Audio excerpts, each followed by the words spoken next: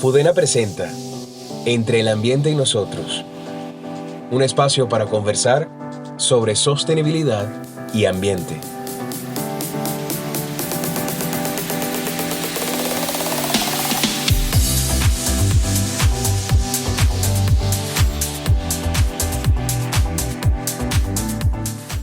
Buena parte de la población mundial vive a poca distancia de las zonas marinas y costeras. Venezuela es un claro ejemplo de ello, con la mayor parte de nuestra población ubicada en las ciudades que están en el borde del mar del Caribe Sur. Buena parte de nuestra alimentación, por lo tanto, proviene también del mar, y asimismo la actividad económica de muchísimas personas que viven en nuestro país depende de la actividad extractiva, de la actividad pesquera y de la actividad de venta y consumo de alimentos que provienen del mar. Pero, ¿qué tan sostenible puede ser esta práctica? Hoy, entre el ambiente y nosotros, hablaremos del caso específico de la ostra, que es uno de los recursos muy apetecibles que consumimos en altas cantidades en nuestro país. Sin embargo, está sometida a una inmensa presión de extracción que hace que este procedimiento o este proceso extractivo sea poco sostenible. Esto es uno de los proyectos en los cuales Fudena ha trabajado por muchísimos años, y para hablar de ello en el día de hoy me acompaña Samuel Narciso, coordinador de nuestro Centro de Investigación y Atención a la Comunidad en Chichiriviche, Estado Falcón. Bienvenido, Samuel, de nuevo. Gracias, Débora, gracias. Un placer nuevamente estar aquí en el programa. Pues la ostra ha sido uno de nuestros, unidades de estudio por muchísimo tiempo. Fudena desde finales de los 80 comenzó a trabajar no solamente con la ostra, sino con otros recursos marinos, específicamente los invertebrados, que eran lo que nos interesaba desde finales de los 80, para ver cómo era este proceso de comercialización, ¿cierto? Es correcto, sí. Me gustaría también ahondar un poco, ¿no? La sobreextracción de recursos está considerado uno de los problemas principales en la pérdida de diversidad biológica de nuestras costas. ¿Y cuál de los recursos, podríamos hablar que están, en peligro de alguna manera debido a problemas de sobreextracción? Wow, son muchos, entre ellos tenemos el botuto. De hecho, Venezuela es el único país del Caribe que tiene vedado por completo a la extracción del botuto. El botuto, que es uno de los caracoles estos grandes, o la guarura, sí, también la le llaman. guarura también le dicen, tiene muchos nombres, sí. Pero digamos que ahí en la parte de invertebrados, ¿no? Para no meternos mucho con la parte de pesca directamente de especies de peces, ¿no? Sino ocuparnos un poco más en esta parte de invertebrados. Pero tradicionalmente, ¿cuáles considerarías tú que son esos recursos que son más usados, con frecuencia como alimentos en las costas de Venezuela? Bueno, tenemos el chipichipi, el guacuco, el mejillón, la langosta, camarones. Todas estas especies son altamente extraídas. La pepitona, que es uno de los bancos más importantes que tenemos a nivel del Caribe, ha sido sobreextraída desde los años 40, hasta el punto que ya ha mostrado indicios de agotamiento. Entonces, la única manera de poder solucionar esta grave problemática es el manejo. Para entrarnos en el problema de manejo, es importante señalar que en estos años, sobre todo finales de los 80 y comienzos de los años 90, estuvimos trabajando en toda esta zona de la costa oriental de Falcón, haciendo como una especie de evaluación de cuáles eran estos recursos que estaban sometidos a mayor presión, ¿no? Bueno, un caso emblemático es el caso de la kiwa. Fue sobreextraída y prácticamente desapareció también de nuestras costas. No solamente Venezuela, sino ya Colombia, Puerto Rico, Brasil, acabaron con las poblaciones de este importante recurso. Yo lo que creo es que tal vez la ostra nos llamó en ese momento mucho la atención, porque evidentemente la ostra, yo creo que todos hemos ido a algún momento de la playa a sentarnos a comernos una docenita de ostras a orilla del mar. Es una cosa como muy como de nosotros, y sobre todo del Caribe Sur.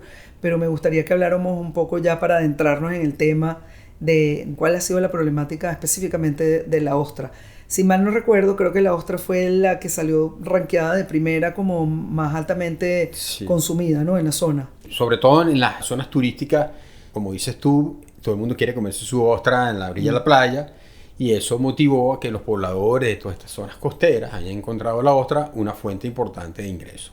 Y bueno, como ha aumentado la demanda, ha aumentado la extracción, ahí es donde entra el manejo. El manejo que nos va a permitir saber cuáles son las cantidades mínimas que se deben de extraer para poder mantener un stock poblacional del recurso y hacer que esta actividad sea sostenible. Claro, porque al final lo que buscamos es que se continúe generando esta actividad económica que beneficia a todas estas poblaciones, pero que el recurso no se agote, que el recurso no sobrepase ese nivel en donde se agote y no se pueda recuperar y podamos continuar consumiéndola a largo plazo. Lo que no puede suceder es esta sobreextracción. Ahí es donde entra el manejo, que se dice muy, muy rápido, muy sencillo, pero es muy complejo. Desarrollar un plan de manejo involucra muchas instituciones, involucra muchos programas, sobre todo el programa de educación ambiental, el programa de legislación, participación comunitaria, investigación aplicada a la conservación, etcétera. Entonces, hacer un programa de manejo implica el trabajo de muchas instituciones, el compromiso de las comunidades para poder solventar esta problemática sobre extracción. Es interesante ver que lo que llamamos ostra hay como 2 o 3 especies tal vez que son las más altamente consumidas, ¿no? En Venezuela. Sí, en Venezuela tenemos varios tipos de ostra. Está la ostra perlífera, bien llamada tripeperla, como la conocen en el oriente.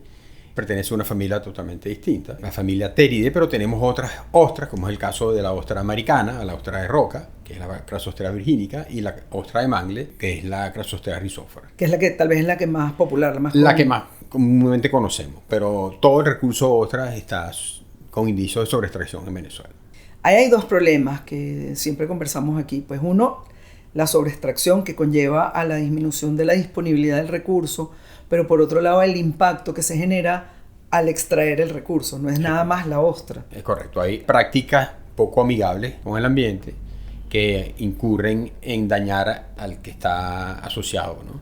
El árbol de manglar sufre daño cuando no se extrae debidamente. Porque ¿cómo se realiza esa extracción? Se extrae con un cuchillo, machete, sacándola de la raíz, y algunas personas suelen cortar la raíz para hacer mucho más fácil la extracción, pues.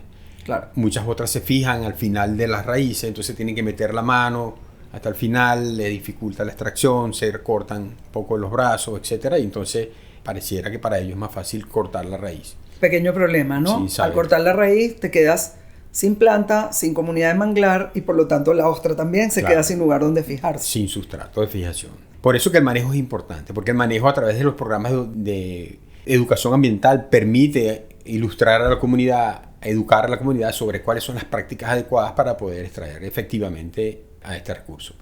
Y involucra también la legislación, porque es importante saber cuándo se reproduce. Entonces, el programa de investigación te da cuáles son las épocas reproductivas y tú sueles poner los lineamientos de manejo a las autoridades para que en Gaceta Oficial aparezca la normativa legal que va a regir y va a decir cuáles son las fechas que deben estar prohibidas la extracción que coincide con la reproducción. A eso nos referimos en Fudena cuando hablamos de nuestros programas que son lo que nosotros llamamos los programas integrados de conservación y desarrollo, en donde con base en investigación biológica, investigación ecológica de un recurso, asociado también a la investigación socioeconómica de quiénes son las personas que se benefician de un recurso, cuáles son las prácticas que realizan, los aspectos económicos realizados de esta práctica, conjuntamente con las entidades del Estado que regulan o que pueden intervenir en la parte legal, podemos llegar conjuntamente a lo que Samuel llama el manejo, pues generar un programa de manejo que tiene como múltiples aristas que permiten llegar a una solución que pueda servir de largo plazo, es decir, sostenible, que considere los aspectos biológicos, ecológicos, sociales y económicos del uso de un recurso, y para ello pues es necesario la participación de los diferentes actores, empezando por los beneficiarios directos, como una organización como Fudena que pueda aportar esta información, la información digamos de la tecnología o de la parte digamos biológica, la investigación básica que puede generar soluciones. Y es cuando entran también los diferentes organismos del Estado, en el caso del Ministerio de Ecosocialismo, que se encarga de dar las directrices a nivel de gacetas oficiales que permiten... Claro, la información del uso sobre los recursos. Asimismo, las áreas protegidas, ¿no? O sea, como las áreas protegidas son precisamente aquellos lugares en donde por la disminución de la presión de uso de parte de la población se pueden generar centros donde se pueden recuperar estas especies precisamente, ¿no? Claro, el caso del Parque Nacional Mochima, Parque Nacional Morrocoy, el Refugio Fauna Silvestre Cuaren, Parque Nacional San Esteban son ejemplos de ello. En estos sitios se encuentra la ostra de mangle y comunidades que extraen para la venta. A ver, ¿por qué empezamos a hablar de manejo? Has mencionado la palabra manejo varias veces. Sería interesante como ver, bueno, cómo es este manejo entonces, qué es lo que podemos hacer para los efectos del manejo de la especie. El manejo, como te decía anteriormente, es complejo porque involucra el trabajo de muchas instituciones, comunidades enteras, etcétera, y a través de un plan. Ese plan tiene que estar escrito y el compromiso de las instituciones que van a participar en este plan de cuáles son las acciones que tiene que hacer cada uno de ellos. Entonces, imagínate que ya tenemos cuáles son las fechas que se pueden extraer, que ya sabemos cómo es el stock poblacional y ya sabemos cuáles son las cantidades que cada ostrero debe traer para que no afecte el stock poblacional. Entonces ya tenemos cuáles son los diferentes lineamientos para el manejo. Fíjense lo importante ahí, que es entonces tener la información de la biología de la especie. Cada especie tiene su propia época de reproducción. Podríamos poner muchos ejemplos. Por ejemplo, cuándo se puede hacer pesquería de alguna especie, o cuándo se puede extraer la langosta, que también es un recurso altamente. Bueno, obviamente es la época cuando no se está reproduciendo. Es correcto. Y hay una talla mínima, que es cuando podemos extraerla. Lo mismo ocurre con la ostra. Y las cantidades máximas de extracción por persona. Entonces ya esos valores los tenemos a través de la investigación aplicada que hicimos. En este caso lo hizo Fudena en el caso de Refugio Fauna Silvestre.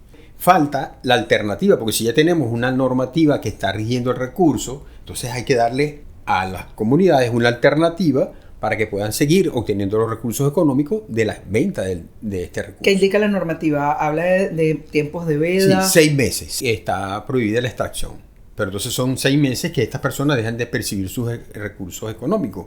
Ya nuestros estudios socioeconómicos que hemos realizado nos han permitido conocer que casi el 90% de la población de ostreros, su único ingreso radica en la extracción y venta del recurso ostra. Pero entonces, también hay otro problema ahí, tal vez que esas normativas como que no se respetan mucho. Y entonces en esas épocas de veda, ¿cuán eficientes son? Bueno, porque el plan te dice que debe haber un programa de vigilancia y control. Claro. Si no hay vigilancia y control, va a haber furtivismo. Y si hay furtivismo, no, por supuesto que la el veda plan no va a hace funcionar. nada. Entonces, para que todo el plan de manejo pueda ser efectivo, necesitamos el compromiso de las diferentes instituciones. En este caso, el Cuerpo de Seguridad del Estado, que sería la Guardia Nacional, la parte de guardería ambiental, los guardaparques y los guardafaunas, que hagan los debidos programas de vigilancia y control en las fechas previstas. Pero por eso también es tan importante los programas de educación ambiental, porque no se trata de simplemente poner una regla y entonces el policía que te meta preso si no la cumples, sino que uno también entender a las personas que viven de esta extracción, que de nuestro trabajo con ellos es muy fácil ver cómo ellos mismos se han dado cuenta también de la importancia de mantener estas vedas que permitan anualmente la recuperación del recurso. Claro, y entonces imagínate que sea tan redondo el plan, que todo esté funcionando, todas las instituciones involucradas trabajando. Entonces, si todo está funcionando bien, necesitamos darle unas alternativas a estas comunidades. Claro. Y la alternativa entonces sería el cultivo. El cultivo de ostras. Ahí es donde justamente queríamos llegar.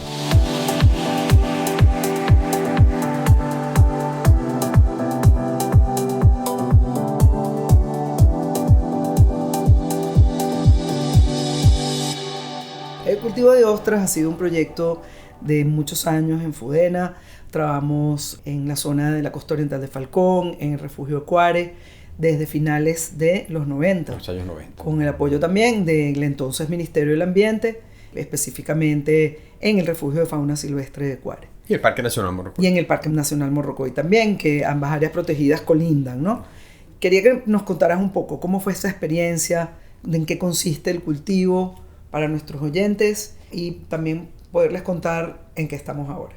Bueno, como parte del plan de manejo teníamos que hacer investigación, ¿no? Conocer un poco cómo crece una ostra, cuáles son los competidores, sobre qué sustratos crecen, cuáles son las épocas reproductivas, qué es lo que activa el proceso reproductivo, cómo es la anatomía interna de la ostra, si son hermafroditas o no, si son protánticos o no, si son prolíficos o no, la cantidad de larvas que se pueden producir por cada ostra, cuáles son las diferentes etapas de la metamorfosis de la larva y cuáles son los sustratos de preferencia.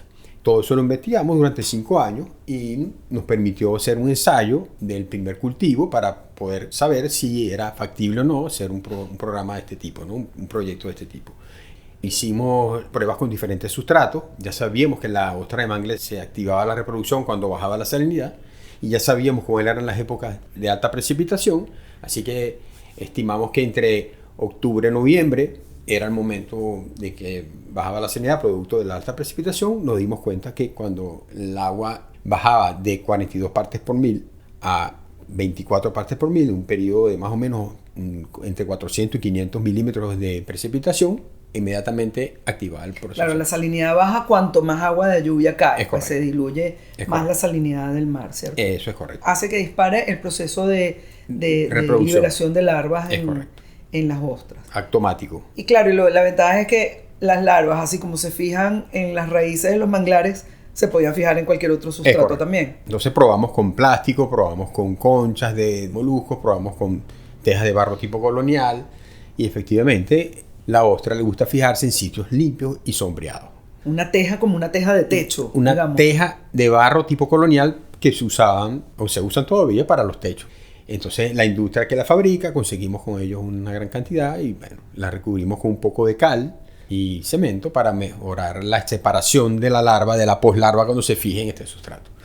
Fue todo un éxito y dijimos, bueno, sí se puede hacer con una alta supervivencia del 80%. Yo creo que más que en el ambiente natural. Más que en el ambiente natural, exactamente. Además está controlado, claro. Estamos controlando. Lo separamos del sustrato, del fondo, y una vez que está en un sistema suspendido, evitamos que los depredadores lleguen hasta Claro, porque las tejas estaban como colgadas, imagínense como una cuadrícula, una estructura, como una cuadrícula de los cuales colgaba un hilo, un nylon, y del nylon colgaba la teja. Y ahí es donde se pegaban, o sea, la teja está sumergida en el agua, es correcto, y las larvas se pegaban a la teja. ¿Cuál crees tú, si tú me pudieras decir un factor de éxito del proyecto en ese momento, finales de los 90? Bueno, la comunidad. El interés de encontrar una alternativa que le permita producir ostras y dejar de extraerlas, o sea, convertirlos en productores en vez de ser extractores, y ver que con una pequeña tecnología y un pequeño apoyo pueden ser una producción masiva de este recurso. Como todas las cosas tan complejas, la solución al final termina siendo muy sencilla. El problema es llegar a esta cosa tan sencilla. Todo lo que hay detrás es extremadamente complejo. Creo que hay varias cosas interesantes que rescatar de ahí. Una, bueno, ese proyecto tuvo que cerrarse por motivos ajenos a nuestra voluntad, pero creo que hay varios factores exitosísimos que resultaron de ahí. En primer lugar, la participación de la comunidad, que mencionaba ahorita Samuel, que pudo mantener, digamos, su ingreso económico a pesar de que el recurso estaba vedado. Es decir, la veda se volvió efectiva. Además de recuperación del recurso ostra. La recuperación del recurso ostra, en segundo lugar, las poblaciones naturales empezaron a volver a aparecer, ¿no? Tenemos esas fotografías de ese momento que parecen como unos racimos prácticamente pegados a las raíces de los mangles. Y en tercer lugar, la extracción responsable por parte de ellos. Empezaron a ver al manglar como un aliado y no como una cosa ahí. Exacto, no como un factor incómodo para poderla extraer. Y yo creo que, bueno, este proyecto ha sido todo un éxito. Con lo interesante es que hay una nueva oportunidad de reiniciar el proyecto. Estamos en este momento en eso. Y yo creo que sí vamos a tener la posibilidad de mostrar de que la única solución a la sobreextracción de recursos marinos es el manejo y con sus alternativas de cultivo. Entre que nosotros terminamos esa primera etapa, que tuvimos que suspender esas actividades, a este momento hemos visto cómo se ha deteriorado mucho el recurso de nuevo, ha bajado la cantidad de poblaciones naturales de ostras, se han afectado las áreas naturales dentro incluso de las áreas protegidas de Morrocoy y Cuare. El furtivismo está ocurriendo nuevamente, el tamaño de las ostras está por debajo de la normativa legal. Hay muchas personas que se han dedicado a extraer ostras, pero foráneamente, de manera que no hay ingresos, van un momentico, sacan ostras y van y venden y ya tienen ingresos. Entonces eso hay que empezar a normarlo nuevamente. Y yo creo que el reto es grande, pero hay una disposición bien interesante por parte de las comunidades y de las diferentes instituciones que están haciendo vida en estas áreas. Claro, porque es un ejemplo maravilloso como complejo en el sentido de las múltiples aristas y beneficios que genera. Estaríamos manteniendo un ingreso económico para una comunidad que vive de eso, estaríamos manteniendo y recuperando un recurso que es altamente apetecible, digamos, por nuestra comunidad, a la vez que estamos contribuyendo con el manejo de las áreas protegidas que requieren de esto y comprometer a las comunidades, digamos que aquellas personas que de alguna manera estaban afectando el recurso se convierten en los vigilantes porque son guardianes porque son los principales beneficiarios. Se benefician las comunidades de manglar, se beneficia el recurso, se beneficia la población. Yo creo que esto va a ser de nuevo un éxito en una nueva etapa de trabajo y donde podremos demostrar que el desarrollo sostenible sí es posible, a diferentes escalas, nosotros con la nuestra. Pero digamos, siempre hay una manera de meterle el coco a estas cosas y pensar en soluciones que atiendan a todas las partes tan complejas de un problema de esto de sobreextracción. Bueno, esto es nuestro deseo para esta nueva etapa en donde estaremos haciendo un podcast de nuevo más adelante para contarles cómo nos va con los resultados de este proyecto. Gracias, Samuel, por estar aquí con nosotros hoy, importado directamente desde Chichiriviche, Estado Falcón. Les hablé para ustedes hoy, Débora Vigio. Muchísimos saludos para todos y gracias por mantenerse en sintonía entre el ambiente y nosotros.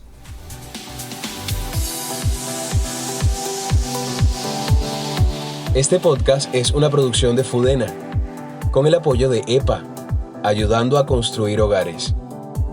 Que tengan un feliz día. Fudena.